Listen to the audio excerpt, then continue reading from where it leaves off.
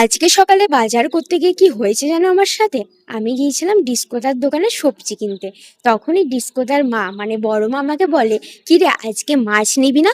আমি বলি যে না না, আজকে মাছ রান্না করার মতন টাইম আমার কাছে একদমই নেই। আজকে ভাবছি একটু আলু সেদ্ধ ডাল সেদ্ধ ভাত করেই খেয়ে নেব। তখন বলে অনেকটা মাছের তেল আছে, নিবি কি? আমি বললাম আমার কাছে তো আজকে টাইমই নেই রান্না করার, আমি মাছের তেল নিয়ে গিয়ে কী করবো? বললো নিয়ে যা, আলু দিয়ে ভেজে খাবি, বেশি টাইম লাগবে না রান্না করতে। বললাম ঠিক আছে, এত করে যখন বলছো তাহলে দাও, তবে আমাকে কিন্তু ভালো করে পরিষ্কার করে দিও, কারণ মাছের তেল রান্না করার পর অনেকটা তিতো হয়ে যায় খেতে। বললো না না, কোনো সমস্যা নেই, আমি ভালো করে তোকে পরিষ্কার করে দেবো। তবে ডিস্কোদার মা আমাকে বলেছিল যে আলু দিয়ে রান্না করতে। আমি ভাবলাম যে না, আলু দিয়ে করব না, বেগুন দিয়ে করব। তার জন্য ডিস্কোদার কাছ থেকে একটা বেগুনও আমি কিনে নিয়েছিলাম। আর বড় মা আমাকে ভালো করে মাছের তেলটা পরিষ্কার করে দিয়েছে। আর তোমরা তো দেখলে আমার সমস্ত সবজি কেটে রেডি করা হয়ে গেছে। আর এখন আমি আদাটাকে ভালো করে ছেঁচে নিয়েছি। তো চলো রান্না করব। ভাত হয়ে গেছে, ভাতটা নামিয়ে দিয়ে কড়াইয়ে প্যান বসিয়ে দিয়েছি।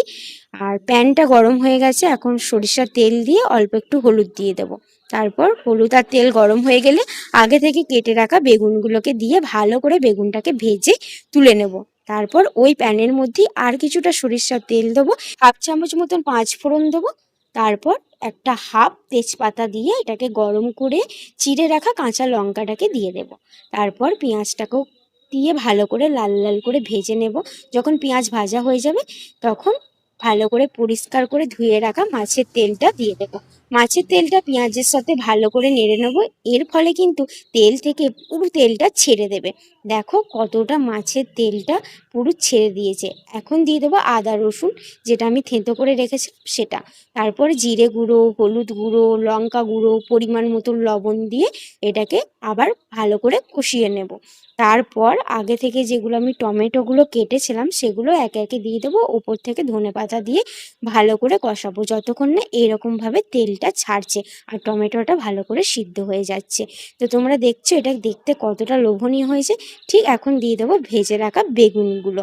তারপরে ভালো করে আর কিছুটা নাড়িয়ে নিলেই রেডি হয়ে যাবে তেল বেগুন। তো চলো এখন গরম গরম ভাতের সাথে খেয়ে দেখা যাক এটা খেতে কেমন হয়েছে।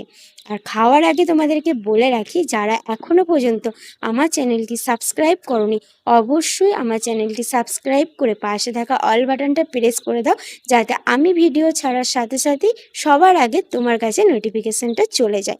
আর আজকে রান্নাটা খেতে কিন্তু দারুণ হয়েছিল, তোমরা একবার এইভাবে ট্রাই